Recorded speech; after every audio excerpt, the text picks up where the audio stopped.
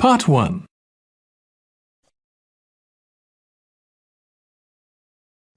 You will hear a woman asking a sales assistant about insurance policies. Before you listen again, you have 30 seconds to read questions 1 to 6.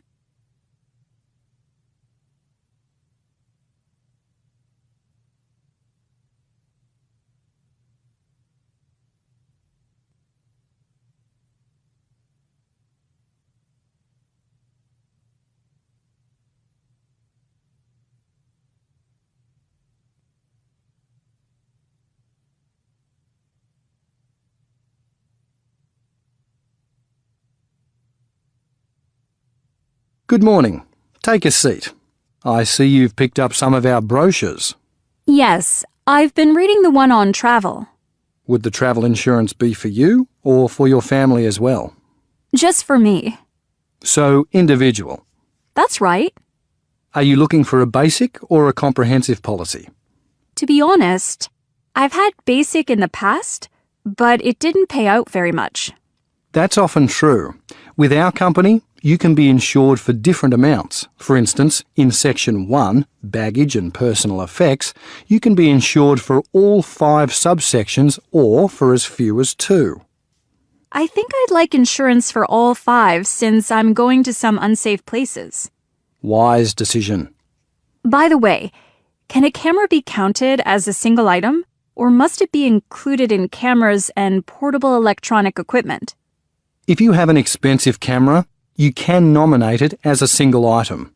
Our maximum payout is $1,500. Occasionally, people have their camera and computer stolen together. If insurance is only taken out on subsection 2, this may not cover the replacement of both things.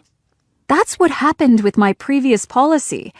However, in that one, there was a higher limit for lost or stolen money. Yours is only $700. These days, with credit cards, people don't carry much cash, so we've set the limit accordingly. Still, we pay out well for documents. Indeed. In the disrupted travel section, reasonable costs is written for a missed connection or an early return instead of an amount of money. What exactly are reasonable costs? Put it this way. If you miss your flight due to poor weather that is verifiable, we pay $300 per day of lost time. If you arrive at check-in as the aircraft is leaving because you overslept, we still pay out, but only $100 a day.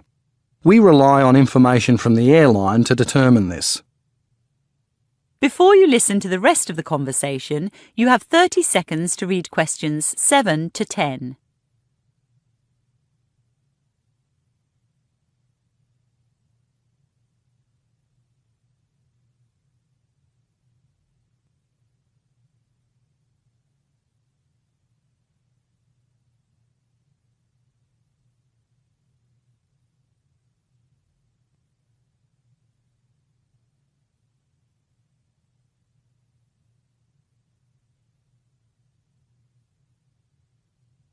Are you also interested in vehicle insurance? Yes, I am. I'm about to buy a nice old car, a vintage Jaguar XJ6. Hey, I used to have one of those, although nowadays I prefer old motorbikes. Did you know you can insure a vehicle on its own, or you can include it in our multi-saver policy, along with your house and contents? Yes, I saw that. It's true I'm buying an expensive car, but I rent my house, so I'm not ready for multi-saver. I understand. Have you decided which level of cover you'd like for your car? Top cover. Are you sure? It is pricey. I know, but last time I had insurance, I wasn't covered for storm damage. Don't tell me that was just before the November hailstorm. Uh-huh. So I need storm damage insurance. Also, I'd like my policy to start as soon as I've paid for it. With my old one, there was a stand-down period of 2 weeks. Would you believe I backed into a wall just 3 days after I'd taken out the policy? Oh, dear. Then, I spent months fighting with the insurance company over the value of my car. I know it wasn't worth much, but it was relatively new. If you choose top cover, we agree on a value for your car and renegotiate each year to avoid disputes.